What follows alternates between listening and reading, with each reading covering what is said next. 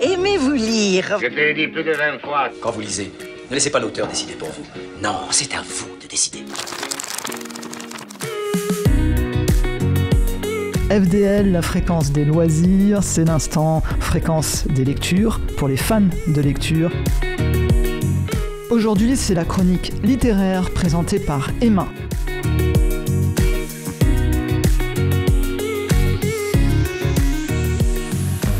Je vais vous présenter Vernon Subutex de Virginie Despentes. Alors évidemment, Virginie Despentes, en ce moment, elle fait l'actualité littéraire parce qu'elle a fait la rentrée avec un bouquin qui s'appelle Cher connard et on ne parle que d'elle. Donc Virginie Despentes, du coup, c'est pas très original, mais ça fait rien parce que c'est ce que j'ai lu pendant les vacances, là, et je connaissais pas du tout Virginie Despentes. J'en avais bien sûr entendu parler, mais rien lu d'elle. Et on m'a mis dans les mains Vernon Subutex et j'ai vraiment aimé. Donc je me suis dit, bah oui, il faut que j'en parle. Et ça tombe, j'avais décidé d'en parler, et voilà qu'elle publie un bouquin à la rentrée, donc un autre. Bon, mais du coup, on le lira. Voilà, tu le liras, tu viendras nous en parler, oui, parce vraiment. Il fait beaucoup de bruit. Il fait beaucoup de bruit, voilà. Alors, on va parler peut-être déjà de Virginie Despentes, qui sait. Donc Virginie Despentes, elle s'appelle Virginie Daguet. Elle est née le 13 juin 69 à Nancy, et donc c'est une écrivaine et réalisatrice parce qu'elle a fait quelques films quand même. Aujourd'hui, elle a 53 ans. Elle a été révélée par son roman, dont on a beaucoup parlé aussi, qui s'appelle Baise-moi, en 94. Et de ce roman, il y a eu une adaptation cinématographique en 2000 qui a fait encore plus de bruit que le bouquin, parce que ça a fait un gros scandale, parce que elle a voulu faire jouer des vraies actrices du porno, c'était des vraies scènes hardcore, et voilà, bon, ça a choqué parce que ça envoie du lourd, et ça n'a pas plu à tout le monde, bien sûr. Tu l'as vu ? Je l'ai pas vu. Ah, moi non plus. Je me suis refusée à le voir. Oui, voilà. Moi aussi, je me suis refusée, je sais pas, mais oui, ça m'a fait peur un peu. En fait, ce film me faisait un peu peur et j'avais pas envie d'avoir affaire à ça. Donc, je l'ai pas vu. Mais peut-être que maintenant, avec du recul, ce serait mieux de le voir, j'en sais rien. Enfin, je l'ai pas vu, en tout cas. Et donc, son plus gros succès, après tout ça, donc elle s'est vraiment lancée en littérature, et son plus gros succès, ça a été justement Vernon Subutex, qui a été publié en 3 tomes, donc entre 2015 et 2017. Ça a été adapté en série télévisée et en BD aussi. Je sais pas, toi qui es connaisseuse de BD, il y a eu une BD Vernon Subutex. Ah bah écoute, je vais essayer de la trouver. Ouais, ce serait bien de voir. Alors, elle a été membre de l'Académie Goncourt aussi, c'est juste une parenthèse, de janvier 2016 à janvier 2020, où elle a démissionné parce qu'elle trouvait que ça lui prenait trop de temps et qu'elle n'avait pas assez le temps d'écrire, du coup. Alors, c'est une fille de parents jeunes qui étaient tous les deux, sa mère avait 19 et son père 20 quand elle est née, donc vraiment des jeunes gens, et qui étaient tous les deux militants syndicaux, et sa mère était vraiment une féministe, militante féministe. Elle participait au planning familial et tout, elle était vraiment engagée. Donc, ça c'est Virginie Despentes qui le dit, elle a eu dès l'enfance une grille de lecture politique vraiment très précise, et ses livres sont vraiment politiques. Et en plus, comme sa mère était militante, elle avait aussi une lecture féministe dès toute petite. Comme elle dit, c'était un militantisme très joyeux. Il y avait une ambiance chez elle, toujours beaucoup de gens qui passaient, puis ils étaient jeunes, donc ils faisaient la fête, et elle était à toutes les manifs avec ses parents. Enfin, elle a un très bon souvenir de cette période. Après, elle a eu un parcours un peu chaotique, parce que, à l'école, ça se passait pas bien. Elle se battait avec les garçons régulièrement, parce qu'elle était plus costaud qu'eux, et elle leur filait des bonnes branlées, passez-moi l'expression. Comme ça se passait vraiment pas bien, à un moment, ses parents ont été inquiets, et elle a été internée à l'âge de 15 ans en hôpital psychiatrique. Elle y est restée 2 mois, mais de là, ça l'a fait vraiment décrocher du système, et après, elle a entamé une période vraiment d'errance, de déscolarisation. Elle s'est baladée un peu partout en France, elle a souvent été arrêtée par les flics, elle a fait un peu de prison, enfin rien de méchant, mais voilà, elle était un peu perdue. Et puis, elle a réussi finalement à passer son bac en candidat libre, et à partir de là, elle s'est inscrite à la fac à Lyon, dans une école de cinéma. Et là, ça lui a remis un peu les pendules à l'heure, mais donc à Lyon, elle vivait dans un foyer qui était dans le quartier Despentes, et c'était un quartier de la Croix-Rousse, donc c'est de là que vient son pseudonyme. C'est pour ça qu'elle s'appelle Virginie Despentes, en souvenir de cette période à Lyon. Et là, c'est un peu aussi une période où c'est la fête, c'est un peu la défonce, l'alcool, etc. Après ça, elle s'installe à Paris, dans un squat, elle bosse comme critique dans des pour des films porno dans des revues spécialisées. Et en 92, elle écrit Baise-moi. Elle l'écrit en quelques mois, vraiment très rapidement. Ça sort comme ça. Et à une période où elle avait un eczéma géant, elle pouvait plus sortir. Et donc, elle a été enfermée tout le temps de l'écriture du livre. Et donc, à la suite de ça, son eczéma a disparu. Et donc, Baise-moi, il a été très, très dur à publier. Aucun éditeur ne le voulait. Elle a fini par trouver un éditeur, Florent Massot, qui était un peu un éditeur alternatif. Bon, son livre passait un peu sous le manteau. Et en fait, il a été remarqué à Canal+, par Thierry Ardisson, notamment, qui avait une émission à l'époque. Parce que Canal+, à l'époque, était la seule chaîne qui passait des films porno. Et donc, ils avaient quand même une ouverture d'esprit sur ce genre de film et sur la littérature qui allait avec. Et c'est comme ça qu'elle s'est fait connaître. Et puis, à partir de là, donc sa carrière vraiment a démarré. Puis elle a écrit beaucoup d'autres bouquins. Alors, Baise-moi, c'est le premier en 94. Après, il y a eu Les Chiennes savantes en 96. Ces deux-là ont été édités par Florent Massot. Puis après, lui, il a fait faillite et elle a été récupérée par Grasset. Et tous ces autres bouquins sont publiés chez Grasset. Donc, il y a eu Les Jolies choses en 98. Il y a eu un film adapté de ce bouquin aussi avec Marion Cotillard qui a bien marché, qui a été remarqué. Elle a fait King Kong Theory. Alors là, King Kong Theory, c'est pas un roman, c'est un essai. Et elle reparle du viol qu'elle a eu, parce qu'à l'âge de 17 ans, elle a été violée. Et donc, elle a occulté ce truc-là pendant de nombreuses années. Et King Kong Theory, elle reparle de ça. Et de là, elle part sur qu'est-ce que c'est que la sexualité et les relations entre les hommes et les femmes. Parce que c'est quand même son thème, la sexualité et la violence. Après, Apocalypse bébé en 2000, Bye Bye Blondie en 2004 et Vernon Subutex 2015-2017 et en fait, et son dernier donc en 2022. Alors elle a eu énormément de prix. Pour Les Jolies choses, elle a eu le prix de Flore, le prix Saint-Valentin, elle a eu le prix Renaudot, elle a eu le prix de la Coupole pour Vernon Subutex, elle a eu le prix de la BNF en 2019 pour toute son œuvre. Donc quand on voit le personnage et la nana, c'est une sacrée nana, c'est quand même incroyable qu'elle ait pu être à ce point récompensée et reconnue comme une écrivaine de valeur. Alors, qu'est-ce que je peux dire encore avant qu'on fasse une pause musicale ? Elle a soutenu Adèle Haenel, elle est membre du collectif 50-50, qui est un collectif qui milite pour l'égalité des hommes et des femmes et la diversité, donc pas seulement hommes-femmes, mais transgenres, etc., dans le cinéma et l'audiovisuel. Elle a monté aussi une maison d'édition qui s'appelle La Légende Édition et qui publie des ouvrages féministes. Elle a un sacré parcours, elle s'est pas reposée, hein. Ouais. C'est vraiment une nana qui se repose pas, on peut dire. Alors évidemment, le sexe et la violence, ce sont ses thèmes majeurs. Chez elle, la sexualité, ça représente la façon dont s'organisent les rapports entre les hommes et les femmes. Et la violence, dans son œuvre, c'est surtout du point de vue féminin. C'est-à-dire que c'est les femmes qui sont violentes. Elle fait basculer un peu le modèle dominé elle le remplace par le modèle dominant dans l'écriture, par notamment l'usage du crime, parce qu'il y a beaucoup de crimes dans ses livres. Pas dans Vernon Subutex. Des crimes, c'est-à-dire dans Baise-moi, par exemple, c'est vraiment les femmes tuent. Ah ouais. Ouais, c'est de la science-fiction, parce que ça arrive pas souvent. C'est de la science-fiction. Mais bon, elle s'appuie quand même sur une certaine réalité. Alors, pas que les femmes sont criminelles, ça non, elles ne le sont pas. Mais qu'elles subissent des violences, ça oui. Carrément, bien voilà. sûr.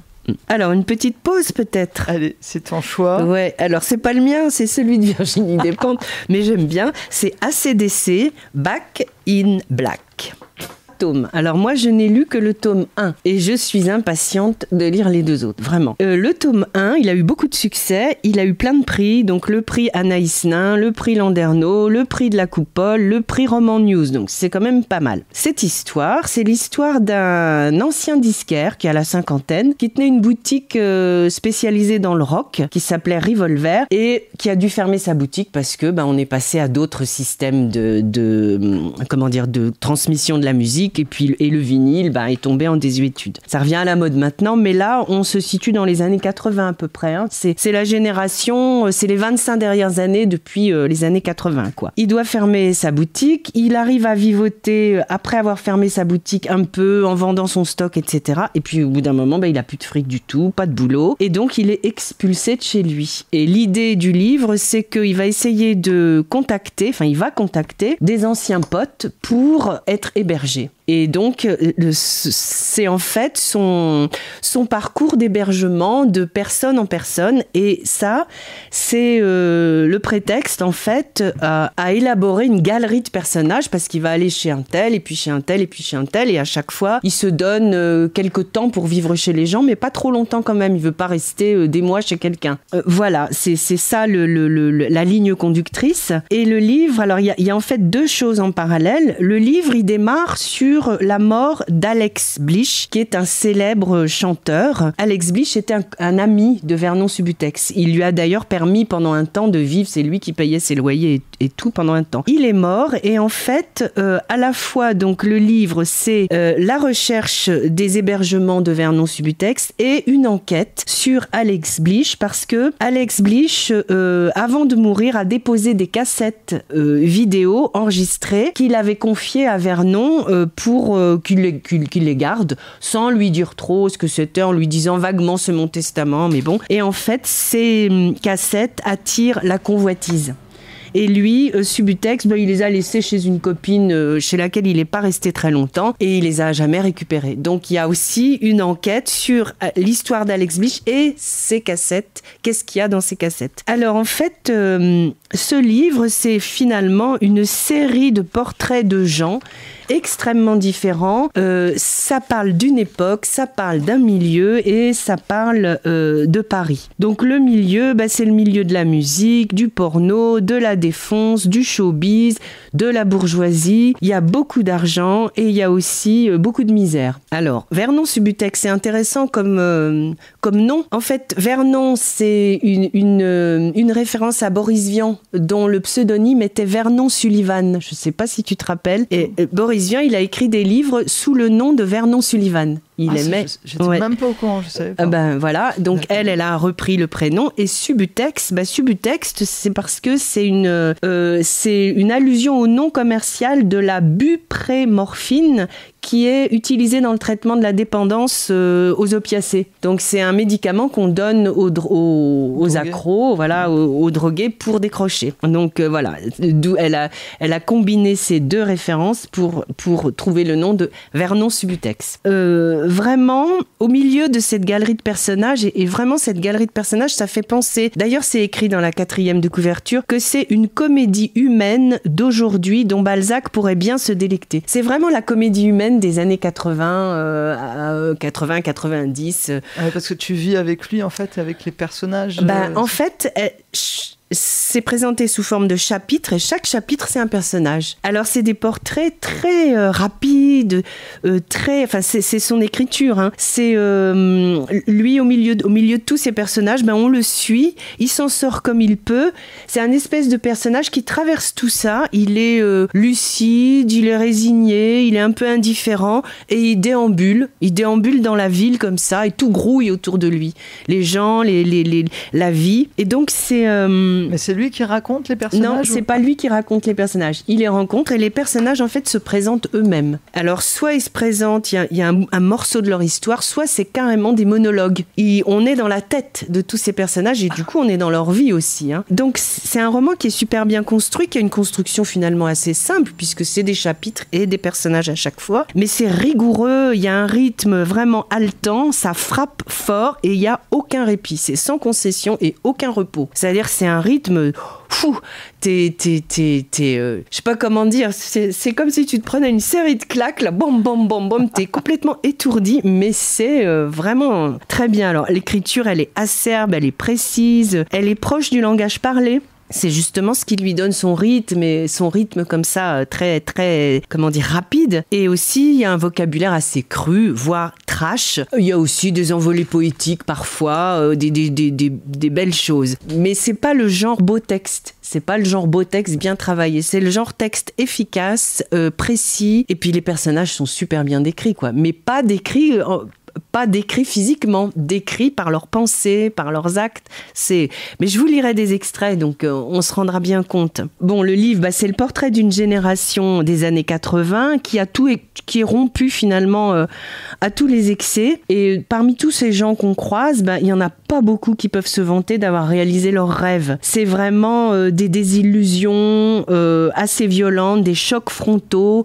c'est pas j'ai réussi ma vie, quoi. C'est je me suis perdue dans plein de trucs. Il n'y en a aucun heureux?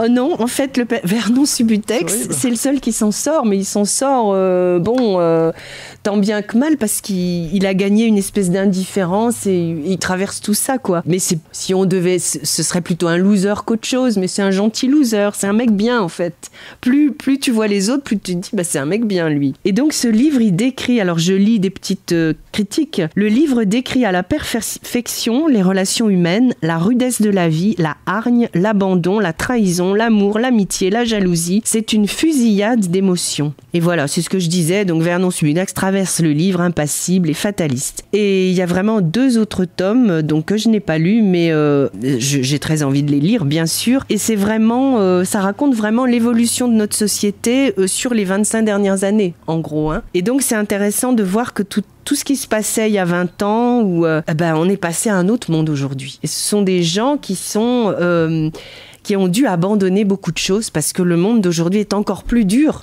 que celui qu'ils ont connu. Donc c'est un peu sans concession, quoi, hein, vraiment. Un peu de musique et puis après je vous lis des extraits. Allez, une petite pause musicale. Ouais, Trent Müller, Too Insistent.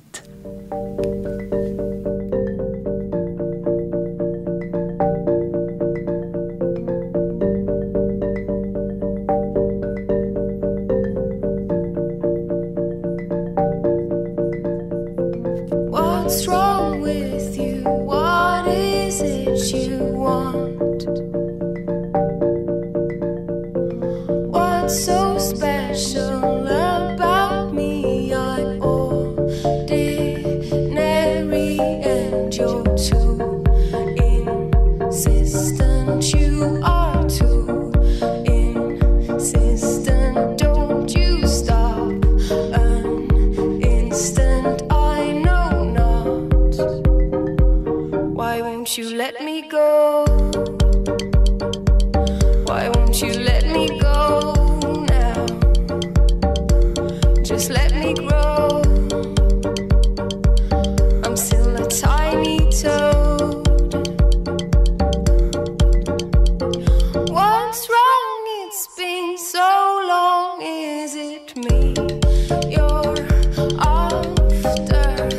Days and nights and light years and still no disaster. You are so persistent. Oh, we're so persistent. Should we act like people who say they have seen it all themselves? Indifferent, I know now. Why won't you let me know? Why won't you let me know now? People, they want to know. I'm such a tiny toad. Why won't you let me know? Why won't you let me know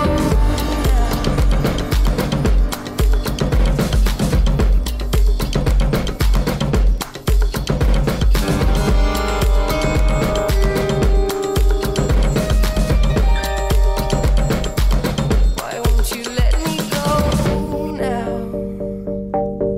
Just let me grow.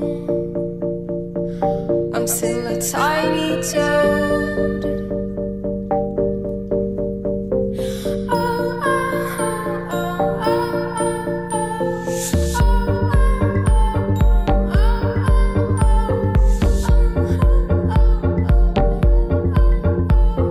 What's wrong with you? What is it you want?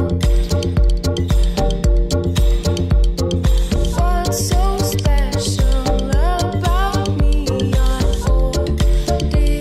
ordinary and you're too insistent. You are too insistent. Don't you stop an instant. I know not. Why won't you let me go? Why won't you let me go now? Just let me grow.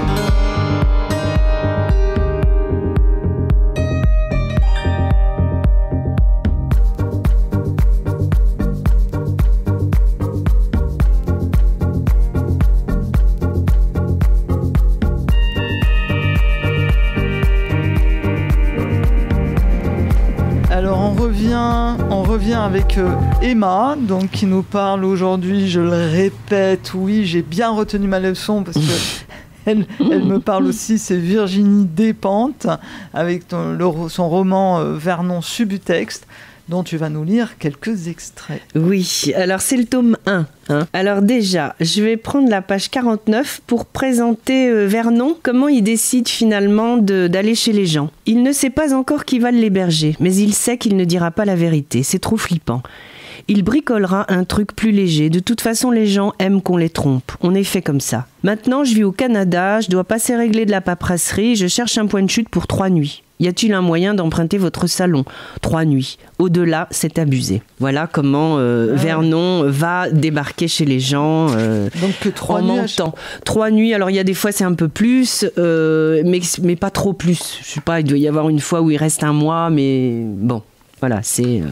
Ouais, parce qu'il faut beaucoup d'amis pour pouvoir vivre à chaque Voilà, fois. il faut beaucoup d'amis. Alors après, il se laisse porter. Par exemple, à un moment, il arrive dans une fête et puis il fait le DJ et ça se passe super bien. Le type qui organise la fête le garde à dormir chez lui. Il a un immense appart. Voilà, donc ça peut se passer comme ça aussi. Ça dépend. Alors, je vais présenter maintenant un des personnages qui dans le livre s'appelle La Hyène et c'est une fille qui est tout le temps sur les réseaux sociaux qui fait, c'est son job. Elle travaille sur les réseaux pour défoncer les gens en fait. Lancer un lynchage médiatique est plus facile que faire décoller un buzz positif.